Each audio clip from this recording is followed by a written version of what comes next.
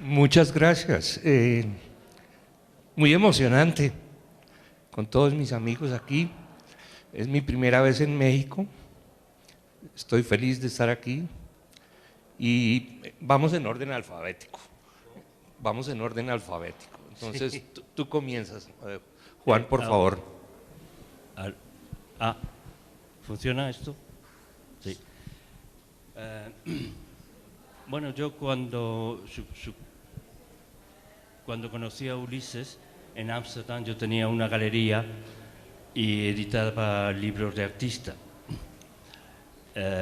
Ulises y yo montamos una exposición y luego yo edité 2 libros suyos. Sin embargo, nuestra relación era puramente personal y así lo ha sido siempre. Yo no estaba involucrado en sus actividades, era más bien un espectador escéptico de todo lo que hacía y él de lo que yo hacía. El problema vino cuando se puso malo y me legó el archivo pidiéndome que lo dispersara. Esto causó un cierto desazón entre la gente que le conocía, el que le rodeaba, porque no entendía bien cómo ese archivo, Other Book and Show Archive, iba a desaparecer. La gente habría querido que eso continuase, pero me lo dijo a mí, que yo ya vivía en Ginebra y que no tenía nada que ver con ese archivo, nunca había participado en eso, y entonces pues cuando me pidió que lo dispersaba, para mí no planteaba ningún problema.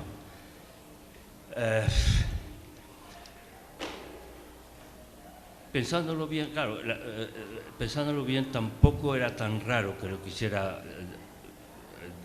que no le sobreviviera. Si se tiene en cuenta, en realidad, Other Book and Show, la librería, era una excelente idea y era pertinente, era inteligente, y eso fue un periodo muy rico en su vida y muy productivo. Hizo muchas cosas ahí que los tienen en la exposición, lo pueden ver. Pero el archivo era otra cosa. El archivo era una operación de circunstancias destinada a generar fondos que le permitieran realizar proyectos, los suyos y de otros artistas, y editar un boletín o una revista. Pero esos fondos no llegaron nunca. Los fondos los iba a pedir a las instituciones culturales holandesas que eran en ese momento bastante generosas con los artistas y con los proyectos de ese tipo. Pero nunca consiguió nada. Entonces el archivo era una verdadera... era pesado, era una tara, era un problema. Y entonces en la primera ocasión lo cerró y lo metió en su domicilio para uso personal.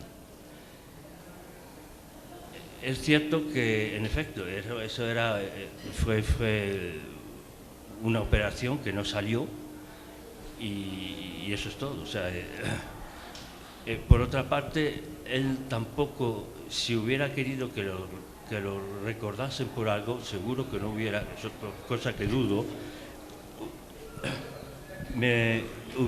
eso no hubiera sido por el archivo, sino por otras muchas cosas que hizo. Y luego la idea, la percepción que tenía de la condición efímera de las cosas y de las personas y de los proyectos, de los procesos, tampoco parecía muy... Perdón, Juan, que si te puedes acercar más al micrófono. Tampoco no era raro que quisiese que el archivo desapareciera. Eso es lo que yo hice.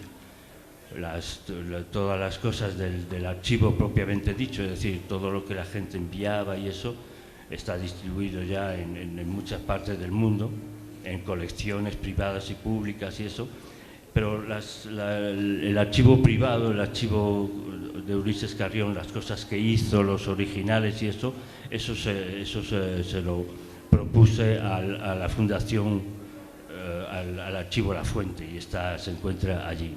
Y luego sus papeles, digamos, sus archivos personales, sus manuscritos y textos mecanografiados de textos teóricos y literarios y ejercicios lingüísticos, eso de los cuales yo soy el derechohabiente legal, eso lo guardo yo para tratar de que se publiquen de la mejor manera posible. Eso es lo que me une, a Ulises Carrión, y es por lo que estoy aquí. Si alguien quiere que desarrolle algo más o que tiene preguntas, estoy dispuesto a contestar lo que pueda. ¿De qué estaba compuesto el archivo? ¿Por qué es tan importante? ¿Qué contenía este archivo? Un archivo es, por definición, algo que guarda todo lo que se hace de una cierta práctica. Entonces, el archivo era fundamentalmente publicaciones de artistas, que podían ser libros de artistas, revistas y otras cosas. Y todo lo que concierne, material que concierne el arte correo, es decir, castas portales y todo lo que concierne. Eso es un archivo, no es una colección, no hay discernimiento, se acepta todo lo que la gente manda. Eso es el archivo. Y él utilizaba de vez en cuando, sacaba cosas para hacer una exposición o algo así.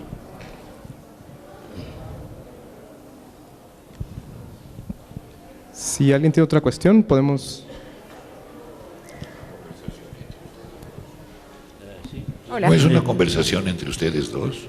Conversen, pues. ¿Tienes algo que decirme tú?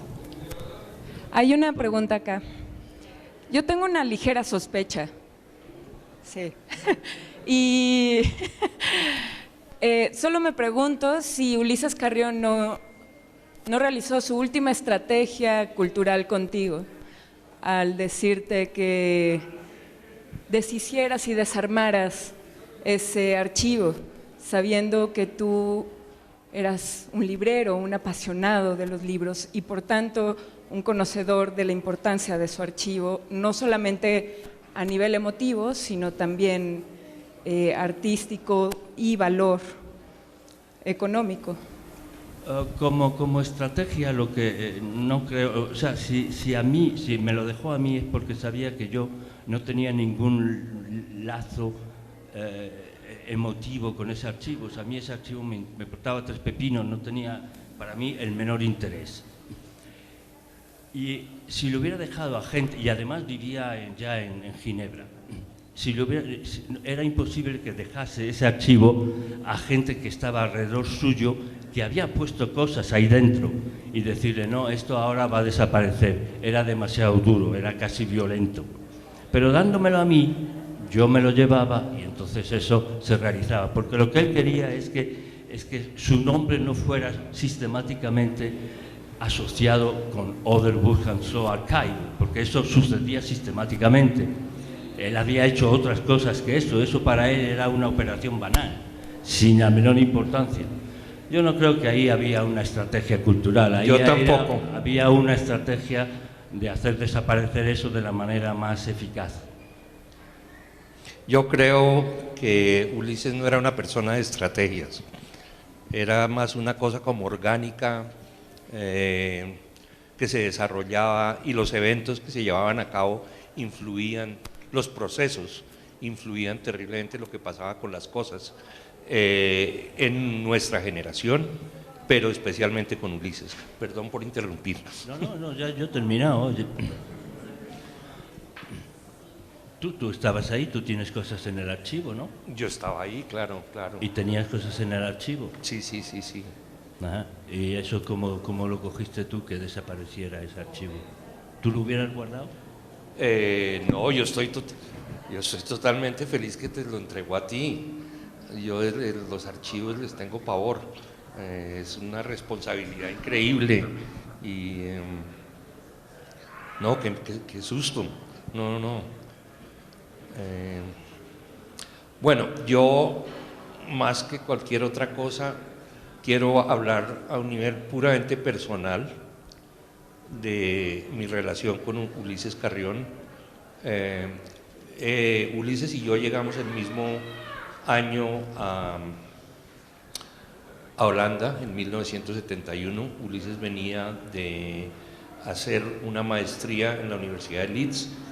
Yo venía a hacer una maestría en la Academia Jan van Eyck y nos conocimos en Ámsterdam a través de otro artista colombiano que también ya murió, Michel Cardenas, y desde ahí comenzamos a trabajar juntos. Yo estaré siempre eternamente agradecido con Ulises porque mis primeros performances en Holanda, en el Centro Lantaren en Rotterdam y después en la inauguración del In-Out Center, Ulises era uno de los participantes, de los performeadores, se dice, performadores. Entonces siempre existió esa situación. Hablando un poquito cronológicamente, Ulises llega a Ámsterdam. Él está muy confundido porque quiere dejar la narrativa lineal de un novelista y quiere comenzar a experimentar en textos y estructuras. Hay una obra en la exposición que probablemente es su primer libro, puede ser otro, hay dos, uno que se llama Sonetos y otro que se llama Before and After, antes y después, que es donde él comienza a trabajar en esa situación. Y en ese momento Ulises, yo respeto muchísimo el coraje que él tiene, porque los otros artistas en ese entorno teníamos como más puntos de referencia. Esto lo decía yo hace 6 meses en el Museo Reina Sofía. Nosotros éramos artistas visuales y teníamos más puntos de referencia con el conceptualismo, con el performance, etcétera, etcétera. Ulises venía de la editorial Era, básicamente, que había publicado uno de sus libros, La muerte de Miss O, y el otro libro que es anterior, corrígeme si estoy...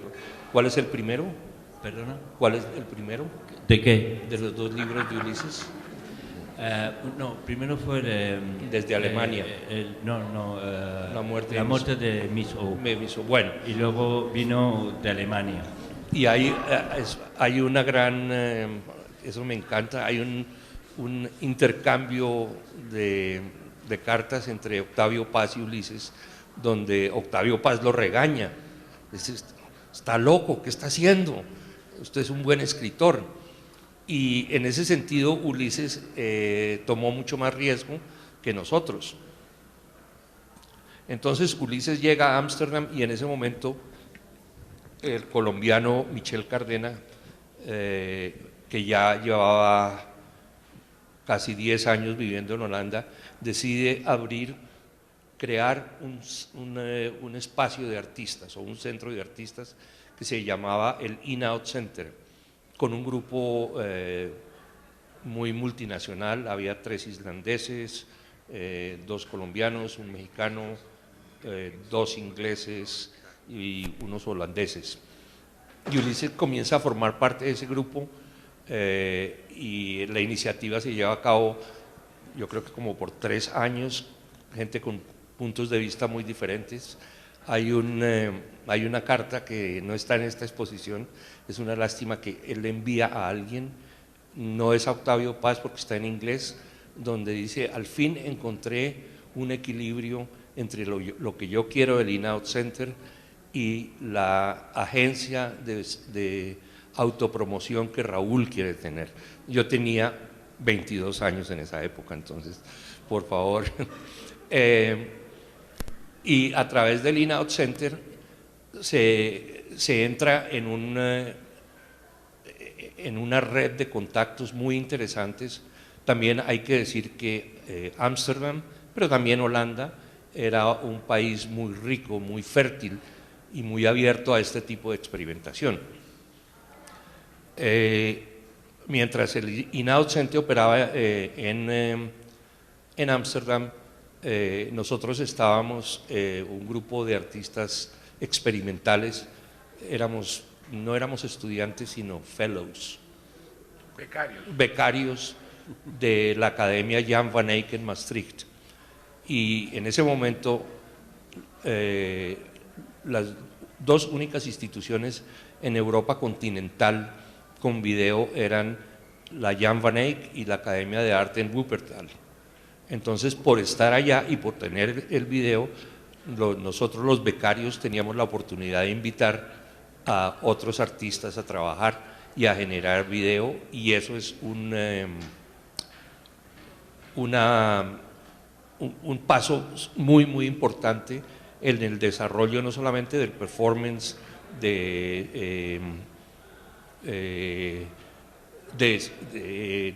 la documentación de eventos, sino del videoarte mismo. El In-Out Center existió como 2 o 3 años, y ¿cuántos?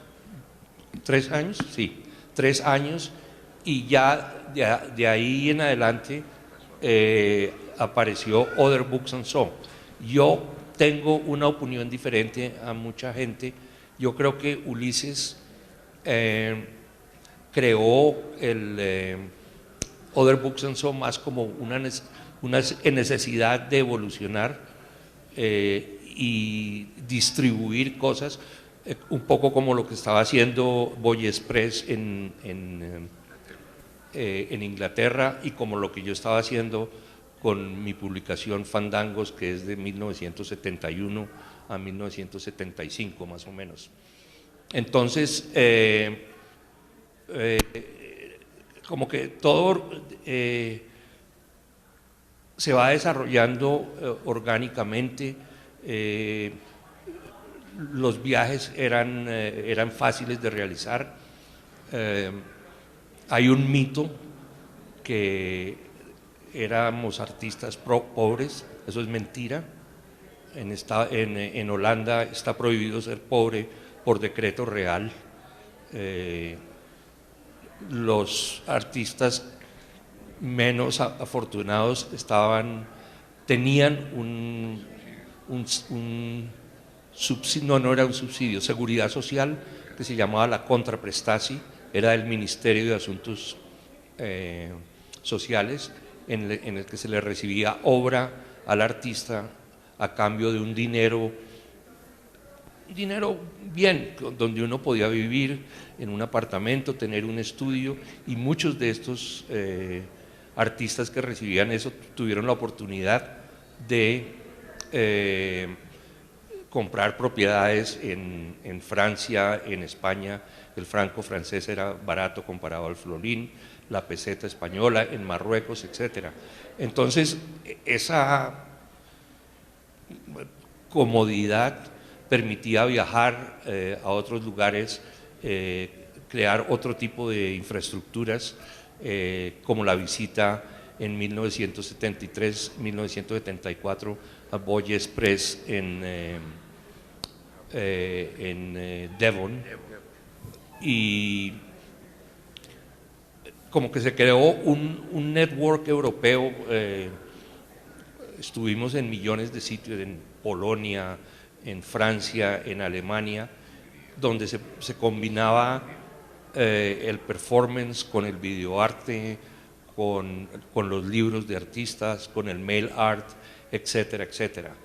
Entonces, yo creo que el desarrollo de la obra de Ulises depende mucho, como el de todos los en las oportunidades que fueron apareciendo y cómo se iba realizando, cómo se podían realizar las cosas y cómo cambiaban las situaciones, los eventos, etcétera, etcétera.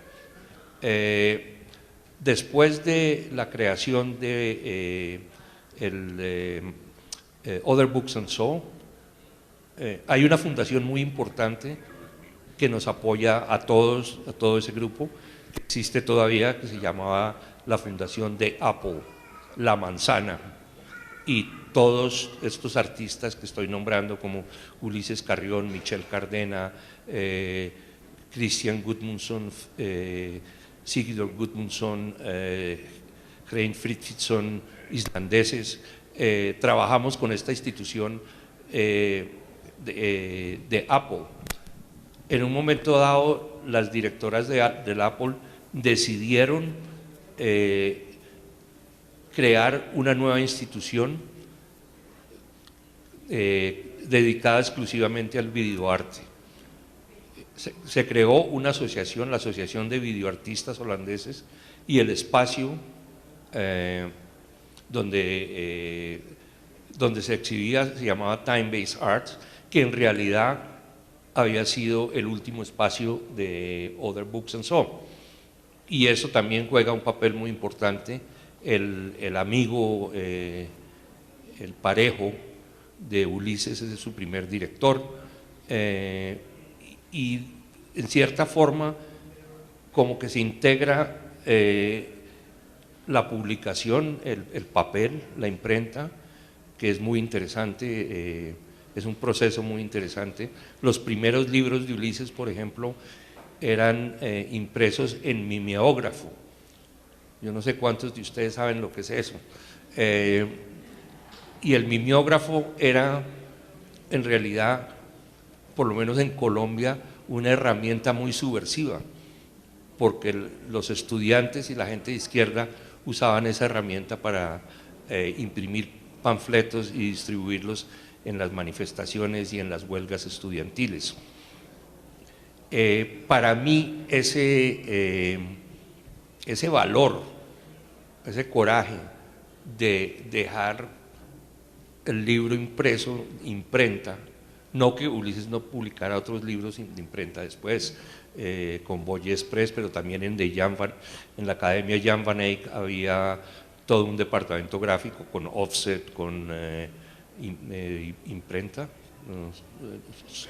con prensas, pero ese primer intento de trabajar con elementos y con materiales muy rudimentarios es algo que yo por lo que respeto muchísimo a Ulises.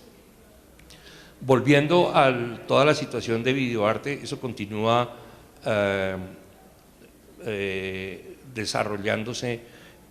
Ya el video no es el mito que era en los años 70 y se organizan otro tipo de proyectos de los que no se sabe mucho y en los que Ulises participa, tales como Artists Talking Back to the Media. Los artistas le rezongan a los medios, rezongar, en 1985, que juega un papel muy importante. El año pasado hubo una exposición y una gira por los Estados Unidos y Latinoamérica y una exposición en Ámsterdam de los 30 años de este proyecto. Y Ulises sigue trabajando pues hasta que pudo, hasta su último momento, y alguien muy querido. Yo quiero invitar a Felipe, que venga y se siente aquí y nos hable.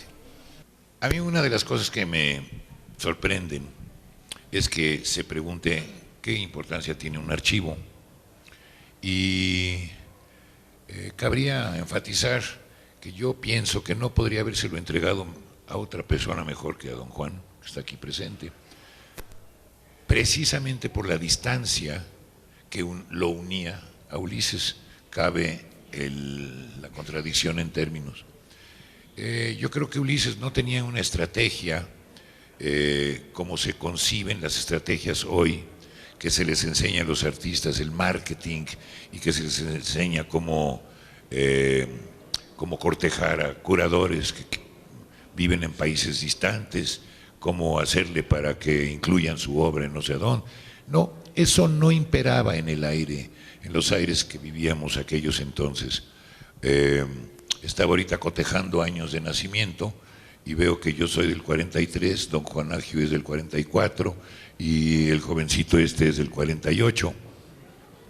Todos teníamos de 21 a 28 años en aquellos entonces y prácticamente hablando no éramos productos de una academia que en los últimos 15 o 20 años se ha dedicado a crear cuadros que puedan ser triturados por la máquina implacable del mercado global del arte. La efervescencia de aquellos años era una estrategia. Cuando uno tiene 22 años, uno coge y bebe y fuma y se cae y se levanta y hace todo lo que un muchacho o una muchacha de 22, 23 años tiene que hacer para poder llegar a sentarse un día en la Jumex acá arriba. Eso es lo que le falta a esta exhibición, ese alma, ese espíritu, que ya le escribiré yo a Guy Schrenen, que le falta mostrar la pasión con la que todo se produjo en aquellos entonces. Yo recuerdo reventarnos, porque yo conocí a Raúl, a don Raúl aquí, gracias a Ulises, y después tuve el enorme placer de recibirlo en la campaña, en el rancho de Langford Court, a donde operaba la Boya Express, que dicho sea de paso, casi nadie aquí sabe, aunque la agencia EFE haya mandado un boletín muy extenso, informativo, una crónica informativa en febrero, ni un periódico ni una revista recogió la noticia de que la multicitada Boya Express tendría una gigantesca y maravillosa exhibición que se presenta en estos momentos en el Centro de Artes Plásticas Contemporáneo de Burdeos. Y ahí se presentan los libros los primeros libros de Ulises no escritor. Qué bueno que la distancia que mantuvo Juan, y me sorprende el candor con el que nos dice que a él no le interesaba el archivo en sí, el hecho de que viaja a México para decirnos eso habla de cuánto le interesó el fenómeno Carrión, que ahora ya podríamos llamar un fenómeno. Éramos amigos, ya digo, pero en cuanto a las actividades de cada uno, éramos muy respetuosos, pero nos importaba tres pepinos lo que hacía el otro. Sin embargo, sí teníamos una relación muy, muy estrecha de confidencia, de cariño, de chismorreo, y eso era muy, muy, muy fuerte entre nosotros. Y cuando me dejó el archivo era eso, porque sabía que yo podía hacerlo. Lo que yo quería, me estaba dando cuenta aquí ahora, que me estaba imaginando una cebolla, porque la primera gajo de la cebolla se arrancó en la exposición de aquí, del Carrillo Gil o de Oaxaca, que hizo... La cebolla mexicana. Sí. Porque ya antes de eso había habido otras pieles. No, pero es después de su muerte lo que se ha hecho, eso se quitó. Fue una exposición un poco intimista, que no decía nada más que cosas de un amigo, no decía nada sobre su trabajo, no ahondaba mucho, era la primera piel. Luego ha habido estas dos, ahí tampoco, bueno, ya se muestra más, ya se ha dejado un poco al lado toda esta historia del archivo, porque antes estaba siempre sistemáticamente Ulises Carrión, Adalbert Canso Archive, Ulises Carrión, y eso es bastante irritante, porque parece que no había hecho nada más que eso, que había fundado una librería, pero eso era solamente un momento. Y en la exposición de Madrid, y luego esta también se ha quitado otra piel. Hay que quitar más pieles, porque Ulises era mucho más atípico, mucho más raro, mucho más excéntrico que los artistas normalmente, los artistas de vanguardia y eso, lo son actualmente. Es mucho más difícil atraparlo. Así es. Sí, de hecho. Y hacen falta más pieles que se quiten. Falta mucho. Y tienen que quitar, pero cada vez será más interesante, se va uno hacia el núcleo. De ahí que la pregunta de si sobre los archivos, qué importancia tienen. El archivo no nada más es una colección de papeles, El archivo se guardan, bueno, hasta el papel es usado.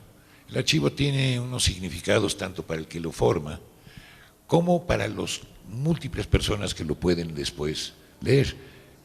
Ahora creo que está todo en manos de la fuente. El archivo propiamente dicho, es decir, lo que la gente enviaba, de que tenía publicaciones de artistas, libros, material con referencia al arte postal, todas esas cosas que la gente mandaba, lo que era propiamente el archivo, eso ya está distribuido, eso no existe prácticamente, ya está en colecciones privadas y públicas y eso es lo Pero que la más importante no es la de la fuente. No, la ¿Cuál fuente es? lo que tiene es el archivo personal de Ulises. Es decir, todas las cosas que él hizo, originales, Claro. los proyectos de Lidia Prado, Gossip y todo eso, los libros, todos los libros que hizo, de Boyesto Press y todo Claro, lo demás, en fin, todo lo suyo, lo que era Ulises. Y No, lo no, otro, el archivo de Other Books. No, eso no es el Other Book, eso era su archivo, las Claro. cosas que había hecho, los originales de los proyectos de arte postal y todas esas cosas. Eso eso es lo que yo mantuve junto, Sí, para proponérselo a alguien que pudiera hacer algo. gracias a Dios. Bueno, el Ámsterdam de aquellos días tenía, ¿qué? 750,000 habitantes. Sigue teniendo más o menos lo mismo. Bueno, Tepoztlán es más grande. Quiero dar una idea de que en esta ciudadcita de 700,000 habitantes, el correteo de un lado para el otro con pasiones de todo tipo respecto al arte, era compartido en sociedades de café, porque no solamente existía In-Out Center. El In-Out Center de Ulises era de esa esquina a este tubo que está aquí, a donde yo estoy parado. Eso era In-Out Center, con todo y de un bañito atrás. Y en ese In-Out Center se cocinaron toda una serie de cosas apasionadamente interesantes.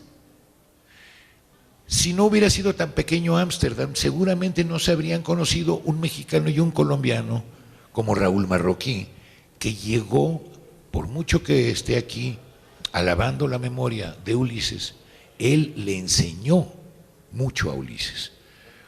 Lo que sucede es que Ulises dejó de ser un escritor en los términos en los que los maneja, por ejemplo, un bobo como Christopher Domínguez,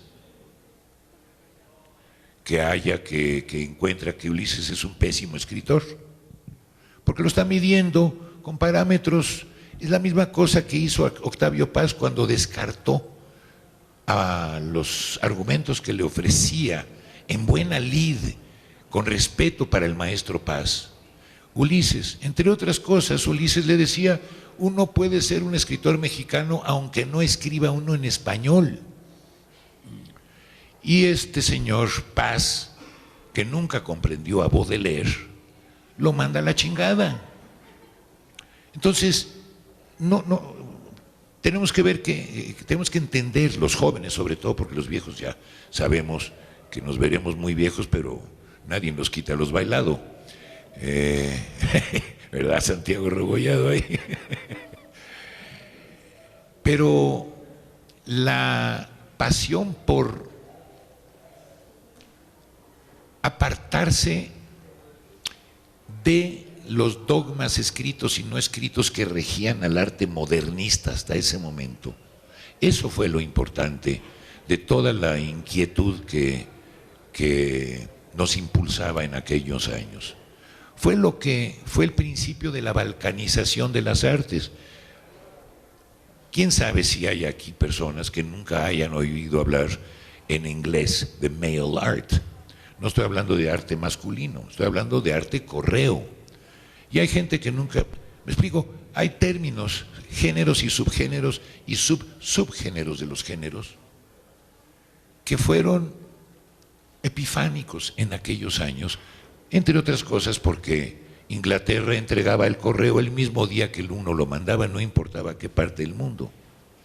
Y que el correo en Europa también funcionaban casi como WhatsApp, porque uno mandaba una carta, lo metía al correo de las 10 de la mañana y a las 5:30 de la tarde ya recibía uno la respuesta.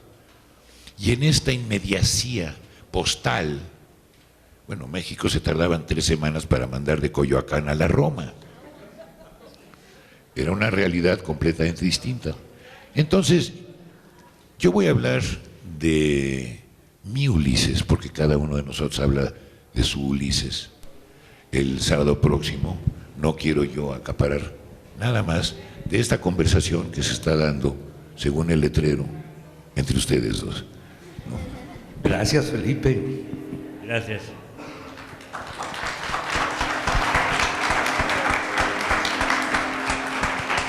Sí, yo creo que Felipe tiene toda la razón y se clarifica más toda la situación, también la situación con relación a Ámsterdam, que si no, Ámsterdam no hubiera sido una ciudad de 700.000 habitantes, donde el arriendo de un apartamento eran $100, ahorita son $1.500, $2.000, todas esas posibilidades. Y también, no lo voy a negar, yo soy colombiano y holandés, y soy muy crítico a veces de los holandeses, pero no lo voy a… La generosidad del gobierno holandés que permitió realizar este tipo de proyectos y más adelante proyectos muy ambiciosos, en mi caso como la primera convención de televisiones, el World First TV Convention, muy caro, The Link, un proyecto de satélite, y con otros artistas como Ula y Marina Abramovich, de la caminada del muro chino con satélite y ese tipo de cosas. Yo creo que eso creó un precedente muy importante y que se realizaron cosas de gran interés, y yo estoy muy contento que en este momento a Ulises se critica mucho a veces que Ulises nunca hubiera querido que se realizara una exposición en el Reina Sofía o que los precios de su obra fueran tan caros. A mí me parece perfecto, fantástico que eso esté ocurriendo, porque eso es reconocimiento no solamente al trabajo, sino al proceso, al desarrollo de un artista o un ser humano como Ulises Carrión. No sé si alguien tenga una pregunta o…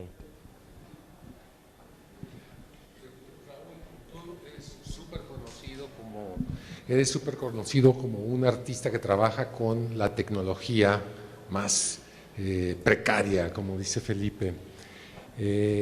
¿Tú crees que si Ulises hubiera seguido vivo, trabajaría todavía con estas tecnologías? ¿Qué hubiera pensado, por ejemplo, del Internet? Yo creo que hubiera sido una gran… Es que es muy lógico. Felipe habla del correo que se pone en el buzón a las 10 de la mañana y está a las 5 de la tarde. Y eso tenía una gran influencia en el arte de correos, en el mail art. Yo creo que él lo hubiera adoptado perfectamente. Facebook. Sí. No sé, estoy especulando, pero yo no creo que él fuera un conservador en términos de tecnología, especialmente porque tenemos que pasar de lo que yo llamo tecnología de cola, low-tech, a tecnología de usuario. La tecnología, hoy hablábamos de eso contigo, Ajá. que nos gustaban el vídeo granulado y áspero. Ahorita tenemos que falsificar eso con los teléfonos, porque la resolución de mi teléfono es muchísimo mejor que los equipos de video industrial que estábamos utilizando con Michel Cardena, con Ulises Carrión y con muchos otros artistas en los años 70 y en los años 80. No, yo creo que él hubiera seguido como yo. Entre otras cosas, él participa en Artists Talking Back to the Media. Los artistas le resonan a los medios, que es un precedente a los usos de las nuevas tecnologías. hacemos cable y de ahí viene después mi programa de televisión, que todavía existe, que tiene 27 años, La Piedra Angular, que antes era 24 horas en directo, ya se me envejecieron las tropas y es solo 4 horas. Y muchos otros proyectos nacen de ese periodo y definitivamente Ulises era parte de eso. Ulises fue uno de los, el concepto era de un artista inglés que se llama David García y mío, pero Ulises era del equipo de desarrollo de ese proyecto y no tenía ningún problema con el uso de esas nuevas tecnologías industriales. Sabes, yo pienso que no tiene nada que ver eso. Ulises, cuando todo el mundo creía que iba a ser, que era más o menos el papa de los libros de artistas, del bookbox y todo eso, ya estaba dejando eso para ocuparse de Maillard.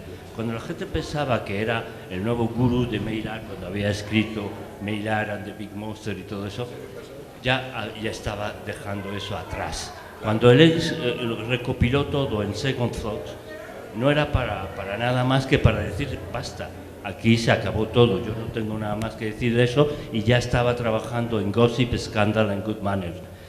Y cuando lo único que lo ha parado ha sido la muerte, porque si no, no tendría nada que hacer ver ni con la media, ni con internet, ni con nada posiblemente.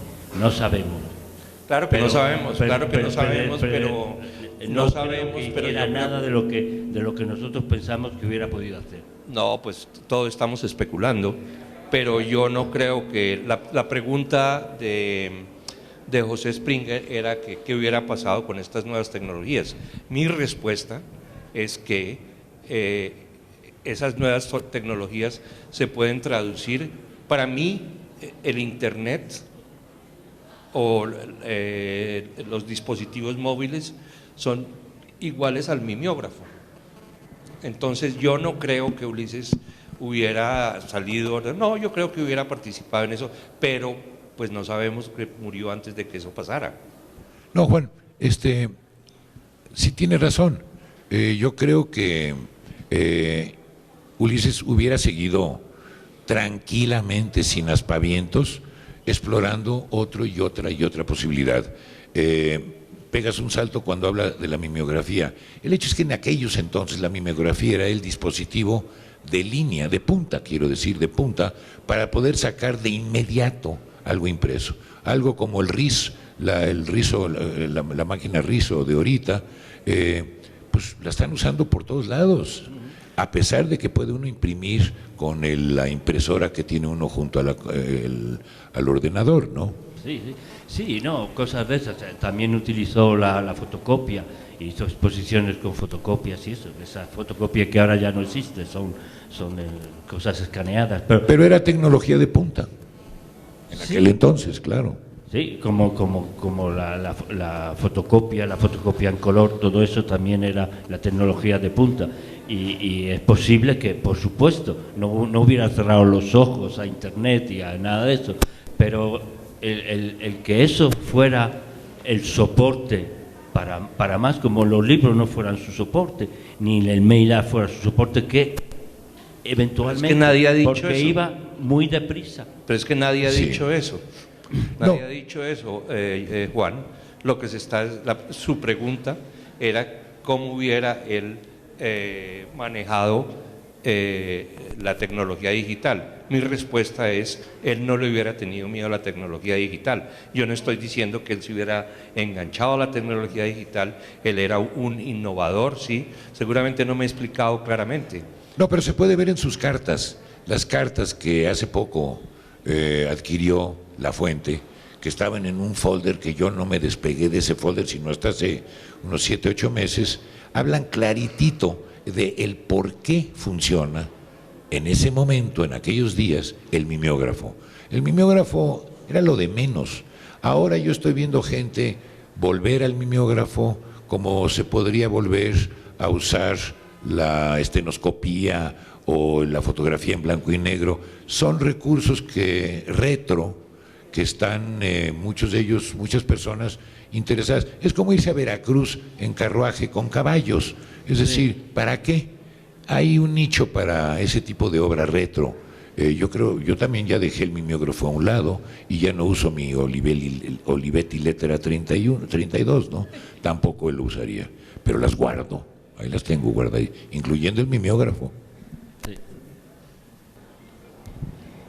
Quisiera hacer una pregunta sobre el símil que hicieron de las exposiciones con la cebolla. ¿Ustedes qué le piden a la exposición que actualmente está en Jumex? O sea, ¿qué es lo que la exposición no dice de Carrión y que ustedes consideran que hace falta? ¿Mi paisana o no? Sigue tú, por favor. Bueno, yo pienso que se pasa un poco en superficie todo el trabajo. Por ejemplo, las exposiciones de Reina Sofía y de aquí van mucho más lejos que la del Carrillo Gil, pero quedan todavía bastante en la superficie. Ahora se ha hecho una visión completa de todo el trabajo. Los libros, el mail art, el arte postal, los proyectos de multimedia y todo eso.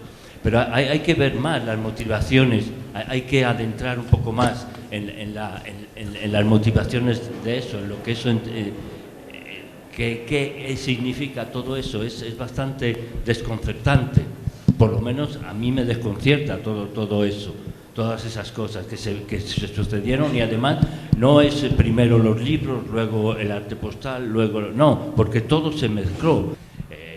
La oficina de correo, el sistema postal o una conferencia en una universidad de Ámsterdam, o bien una especie de festival de cine con una estrella y todo.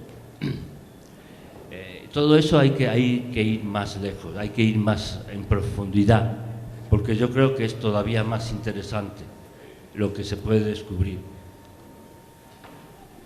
Eso es lo que yo pienso. Pero no sé lo que hay, porque yo no estoy capacitado para ir tan lejos. ¿Alguien más? Aquí te había una pregunta.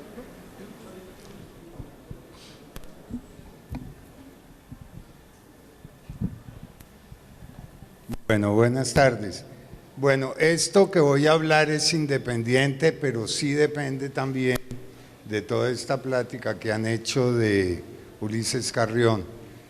Y solo quería mencionar, bueno, en los 70s aquí estuvo la generación de los grupos, y quien trajo la mimeografía a México, que nos daba talleres, el primero que trajo la mimeografía como artes plásticas y todo, fue Felipe Ehrenberg.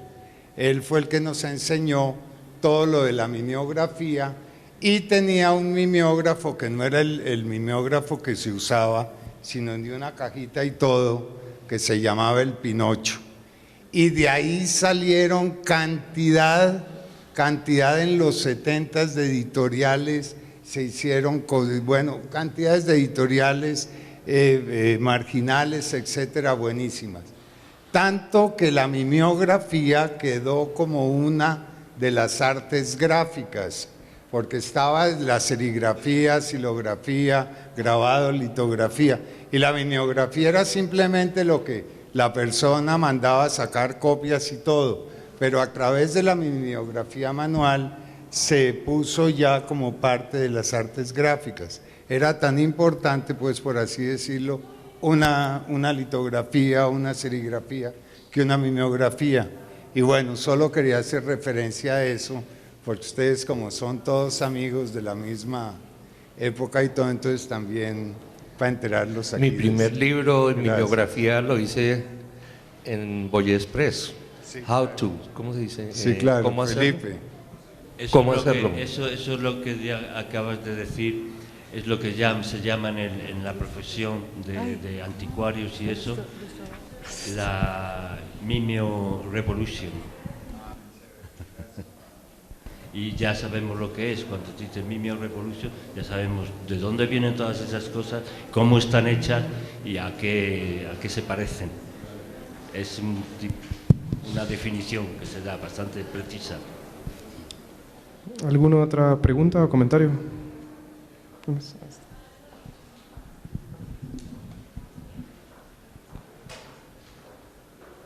Retomando lo que comentan de que conocemos a Carrión todavía, bueno, conocemos nosotros, ustedes seguramente de otra manera, todavía desde un nivel superficial de lo que él plasmó durante su tiempo de trabajo. Yo quiero comentar que a mí me parece que es una persona que rompe con todo, pero no solo rompe, sino propone, hace propuestas nuevas, nuevas hoy. O sea, él las hizo hace mucho y hoy son profundamente novedosas. Y en ese sentido, ustedes que lo conocieron, a mí me gustaría que nos comentaran más como al amigo con el que convivieron, ¿qué fue? ¿Qué enjundia tenía este señor que hizo que hiciera lo que hizo? Bueno, en lo que a mí respecta, yo lo conocía bien como un amigo perfectamente normal. Tenía sus cosas y bueno, pues no se parecía nada a un genio, como se puede ver en una película o algo de eso. No, era un tío completamente normal. Sin embargo, pues eso, tenía una profunda, una originalidad que era, era terriblemente sorprendente. Y bueno, pues te podría decir, pues estoy pensando hacer un proyecto sobre el chismorreo y eso, y poco a poco empezaba todo el mundo a estar concernido con ese proyecto, que al principio parecía una tontería, y poco a poco iba a eso, y todo el mundo se tenía ahí a participar en eso, y un montón de gente, yo no sé, la cantidad de gente que participó a ese proyecto, deben ser unas 50 personas, más directa, más indirectamente posible. Ahí está en la exposición, se puede ver los cuadernillos que le dio a ciertos participantes, y en el libro se puede ver en español, en ese de Lilia Prado y otros chismes, o en inglés Art, Skill, Technique. Se puede ver la descripción de todo ese proyecto. Es un ejemplo. Pero él se metía así como si no pasase nada, y luego finalmente aquello terminaba por una conferencia, como un curso magistral en la Universidad de Ámsterdam, y en fin, eso tomaba su auge. No sé si contesto a tu pregunta, pero esto no se veía venir. Y es por eso que digo que es superficial, porque ahí se ve como una persona que ha hecho muchas cosas, que era muy activo, pero en realidad no parecía que trabajase mucho. No era un tío que estaba corriendo de un lado para otro, no, al contrario, era un tío que estaba más bien tranquilo y tal, como nosotros el cliché que tenemos de los mexicanos, que van siempre muy despacio y todo eso, pues eso era. Pero hay mucho debajo de todo eso, hay mucho, es interesante, y hay que profundizar. Los prefacios que ha escrito Heriberto Yepes son muy pertinentes, y es el que, a mi manera de ver, es el que más ha llegado. Trabaja sobre Ulises ya hace por lo menos 4 o 5 años, y escribe muy bien, y está preparando cosas porque le entusiasma el trabajo ese. Y es interesante, esos prefacios han abierto un poco el camino, y muchos otros libros sobre Ulises, escritor, y otros, se inspiran mucho de esos textos, sin nombrarle, pero se inspiran de la idea que Yepes da a la manera de enfocarlo, como mexicano, como escritor mexicano, como emigrante, como homosexual, como artista, como de todo, se tratan ahí, porque hay muchos aspectos que todos están de una manera o de otra relacionados, y es lo que da esa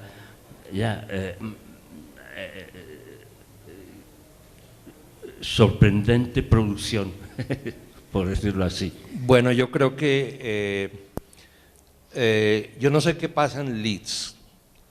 Él estaba muy sofocado en Leeds y hacía muchos viajes a Ámsterdam cada vez que podía y decidió ir a Ámsterdam, y creo también que Ámsterdam juega un papel muy, muy importante en lo que es Ulises Carrión y en lo que produjo Ulises Carrión como artista. Ahora, yo a Ulises no lo veo como un inmigrante, como yo no me veo como un inmigrante, es más un grupo de gente que está… Él se veía como un inmigrante. Pero el hecho de que él se vea como… el hecho de que él se vea como un inmigrante no quiere decir que yo lo tenga que ver como un inmigrante. Yo creo que era un grupo, era una cosa muy orgánica.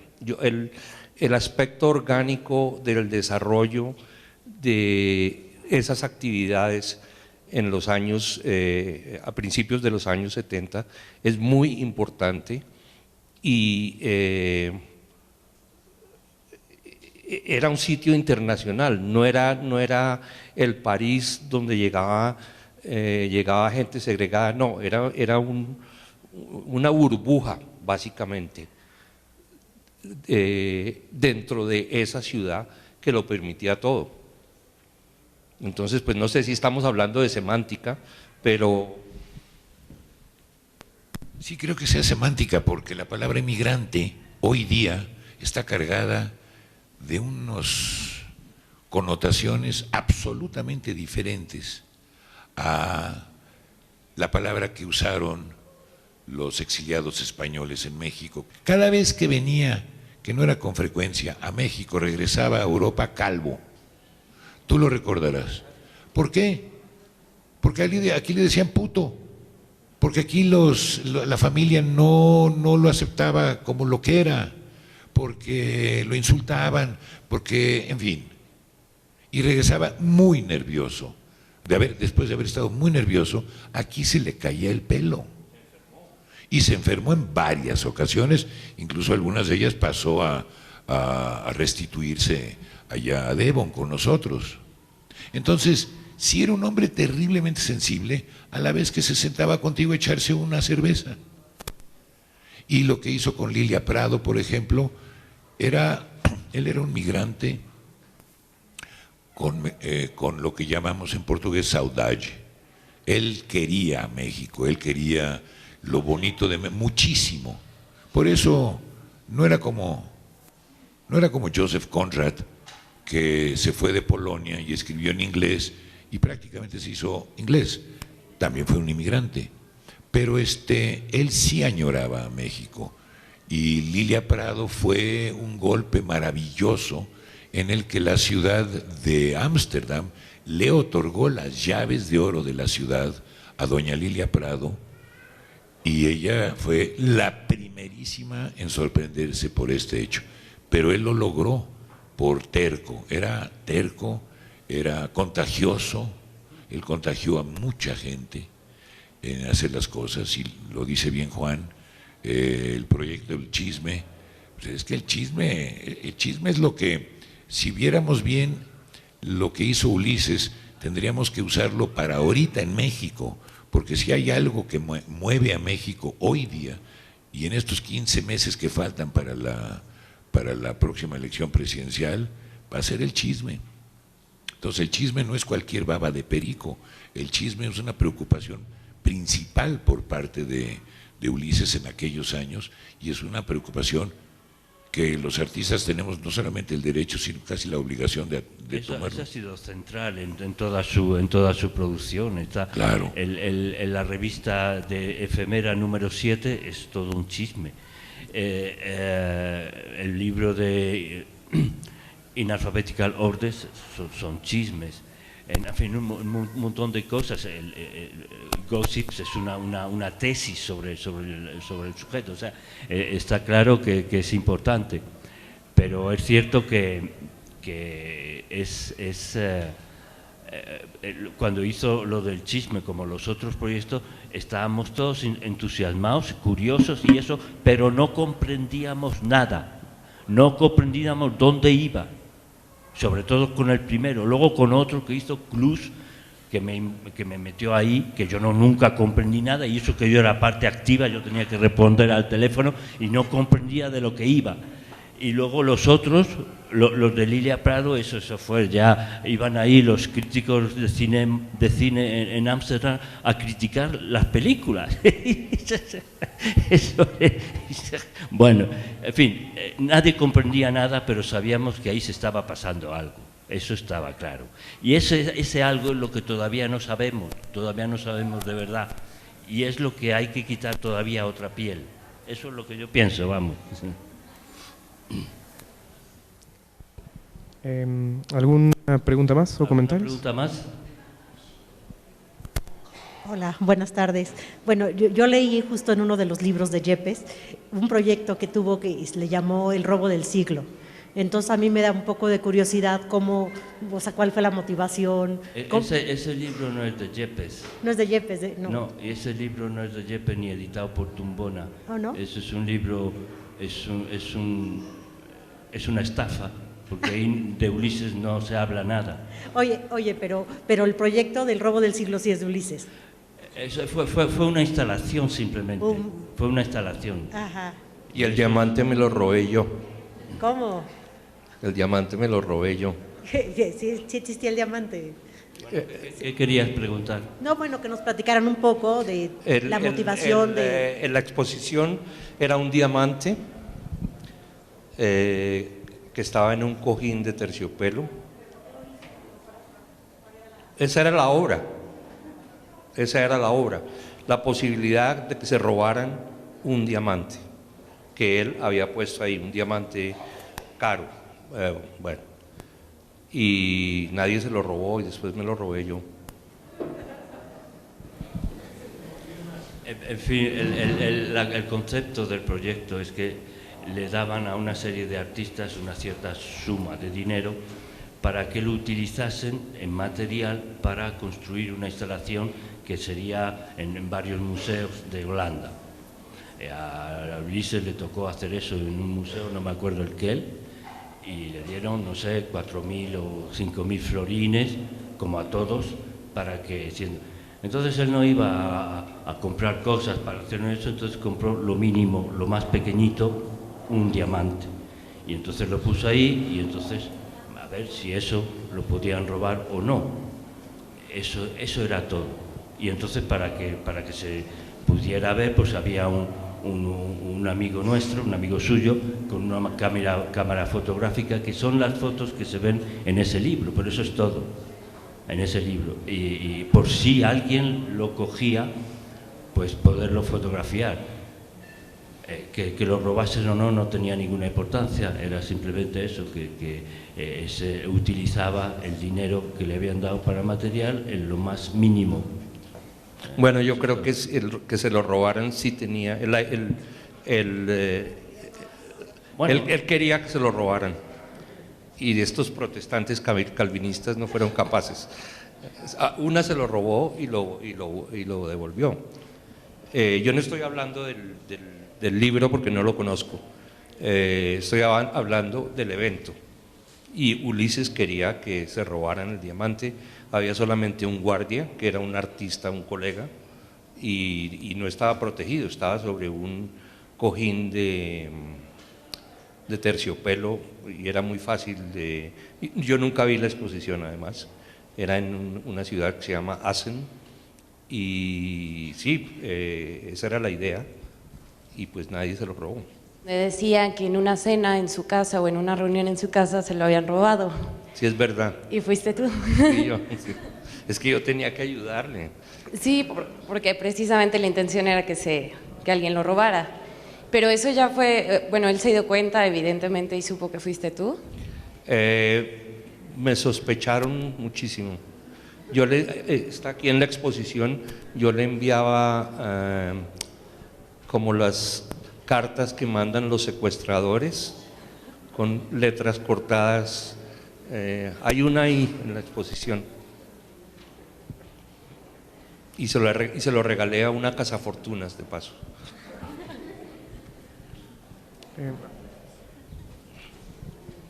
¿Cómo? Sí. Bueno, retomando un poco esta referencia a Yepes, bueno, Yepes plantea esta cuestión que dijo usted hace un momento en relación a la condición de migrante de Carrión y de una mexicanidad experimentada de otra forma, llevada al límite, sobre todo por las condiciones culturales que tuvo que enfrentar, la represión, la intolerancia y demás, pero que finalmente para Yepes la experiencia de Carrión implica un nuevo horizonte de experimentación cultural, creativa, y ahí va mi pregunta. En términos, hace un momento se hablaba del internet y el multimedia, ¿qué especulan que podría haber hecho Carrión o cómo se situaría frente a ella? Mi pregunta es en relación a la situación política de hoy.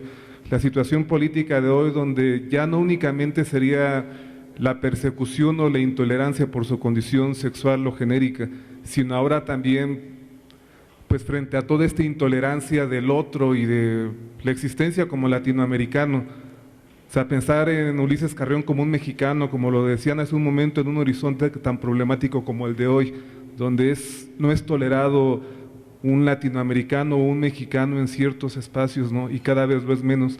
Si ustedes desde su Ulises Carrión, como lo mencionaron hace un momento, podrían pensar qué actitud asumiría al respecto o si produciría algo. Y por último, y aprovechando que están aquí, ¿no?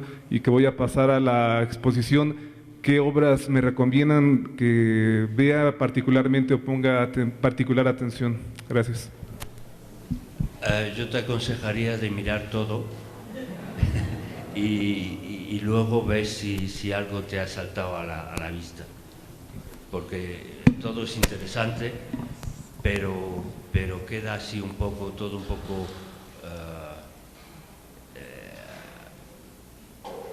misterioso, como, en fin, algo que inacabado, algo que parece ser que hay algo más de todo eso. Yo no sé, es lo único que yo puedo aconsejarle. ¿Y tú qué le dirías? ¿Que vea los vídeos? Que vea los vídeos. No. No, hay cosas muy interesantes. Yo digo lo mismo, básicamente, ver todo. Yo tengo preferencias personales, pero yo creo que eso es muy personal, muy del momento en que se vivió. De que yo estaba ahí en muchas ocasiones o que estaba muy cercano a la situación. Los videos, pero también, no sé, los trabajos fotográficos y los libros son buenísimos. Los sonetos me encantan. Me parece súper interesante. Y con relación a lo de... Para mí es muy difícil juzgar, es la primera vez que llevo en México 40 horas, es la primera vez que estoy en México. Ahí tengo una gran influencia mexicana como colombiano, porque pues nuestro cine, nuestras radionovelas de los años 50, 60, y yo nunca discutí con Ulises sus preferencias sexuales. Yo sabía que él era homosexual, pero era algo, generalmente hablábamos de trabajo, y pues me imagino que vivir en Ámsterdam es una maravilla en ese aspecto.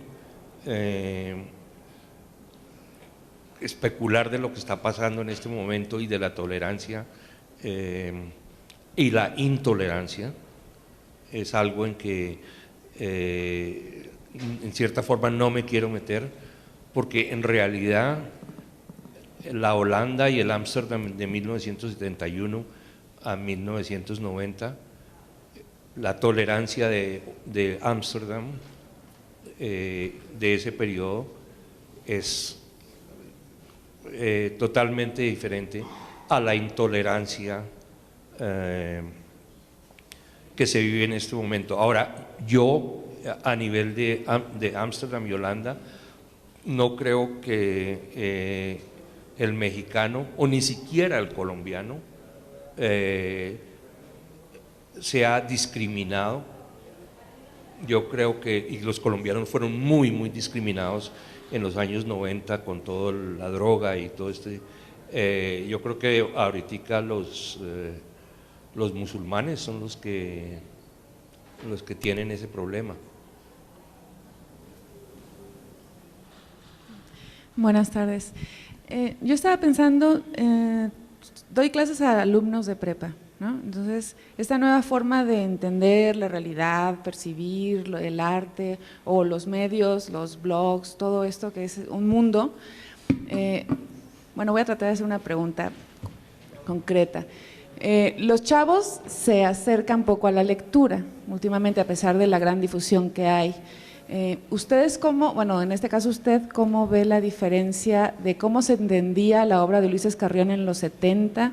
No sé, quiero pensar que a lo mejor los artistas estaban más cercanos a la teoría en ese momento, y ahorita, bueno, los académicos se pueden acercar, pero los jóvenes directamente hablan otro lenguaje que hace 30 años, ¿no? Entonces, ¿qué ventajas, qué aportaría esta forma nueva de hablar a la lectura de Ulises Carrión? Y ¿cómo se podría, porque desconozco si hay una plataforma digital, interactiva del archivo de Carrión, y si se podría aprovechar precisamente una nueva lectura o como dar apertura a una nueva lectura a partir de cómo se habla en la actualidad. ¿Cómo se habla en las redes sociales? Ajá, sí. Pues no tengo la menor idea, porque eso no tiene nada que ver con nada. Ellos se habla así cuando se escribe eso, y un libro se lee de otra manera, no sé. Sí, pero precisamente por eso, porque los jóvenes están alejados de la lectura, están conectados todo el tiempo a los medios, hablan y al mismo tiempo no se comunican o se comunican de una manera muy extraña. Entonces, son cosas que yo mismo no entiendo, no participo en ese tipo de comunicación, y además todo eso me deja totalmente indiferente. O sea, no te puedo decir qué pasaría, si eso sería beneficioso, si eso… pero los libros de Ulises no son para leerlos, son para comprenderlos. Sí. No hace falta leerlos. Cuando se leen 2 páginas, una vez que se ha comprendido, ya no hace falta leer lo demás. Pero para mantener, digamos, la exposición ahorita es una forma de dar a conocer a la obra de Ulises, ¿no? Sí. Pero en su caso, como cabeza del archivo, ¿no hay un proyecto o algo que incluya esta difusión como más mediática para mantener el archivo en generaciones más jóvenes? Bueno, el archivo ya no existe. O lo que queda del archivo. Bueno, lo que queda del archivo no es nada, o sea, está ahí en esa exposición. Okay, no hay más que eso. ¿Sí? Pero entonces no hay ningún proyecto multimedia en internet, ¿no? No, se ha muerto Ulises. Interactivo, no, ok, bueno. Sí. Bueno, gracias. Eso es, hay que ver lo que él quería decir con todo eso, como que las implicaciones de eso, y para eso pues hay gente que sabe de eso, son gente muy inteligente y muy perspicaz, y que van a llegar a quitar otra piel de esa cebolla y llegar a más. Y vale. A los niños no hay que enseñar. Creo, maestra, que usted está tratando de descubrir cómo se les puede enseñar a leer, y los libros es el primero en decir no leas esto. Lo que usted como maestra le podría enseñar a los niños es a jugar como jugó Ulises. Eso sí. Pues ya en realidad perdimos a Raúl Marroquín también. Pues creo que vamos a cerrar ahorita ya. También el tiempo se nos va un poco encima. En realidad yo les agradezco mucho a todos por habernos acompañado, y sí, quien no haya visto la exposición, está ahorita libre el acceso también al museo, también visitar la feria. Muchísimas gracias a Juan y a Raúl por estar aquí, y a todos ustedes, gracias.